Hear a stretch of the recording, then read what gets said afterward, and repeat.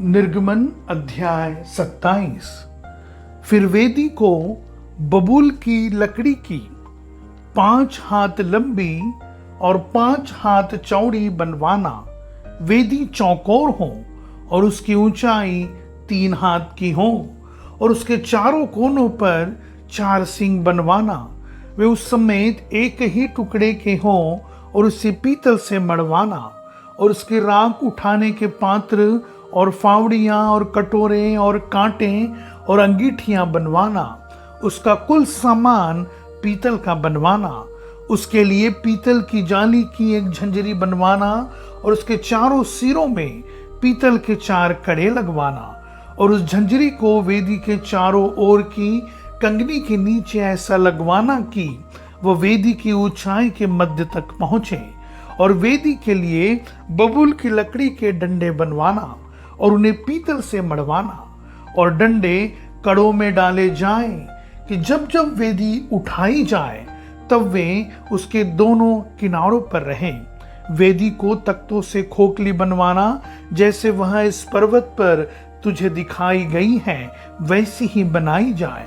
फिर निवास की आंगन को बनवाना। उसके दक्षिण की ओर के लिए बटी हुई सूक्ष्म सनी के कपड़े के पर्दे हो। उसकी लंबाई 100 हाथ की हो, एक किनारे पर इतना ही हो। और उनके लिए 20 खंबे बने और इनके लिए पीतल की 20 कुर्सियां बने। और खंबों के कुंडे और इनकी पट्टियां चांदी की हों।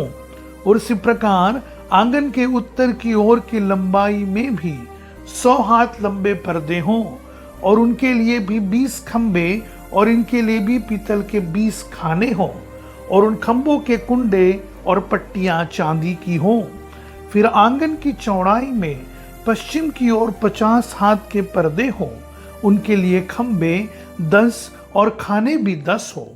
पूरब की ओर आंगन की चौड़ाई 50 हाथ की हो। आंगन के द्वार की एक और 15 हाथ के पर्दे हों और उनके लिए खंबे 3 और खाने 3 हों। और दूसरी ओर भी 15 हाथ के पर्दे हों, उनके लिए भी खंबे 3 और खाने 3 हों।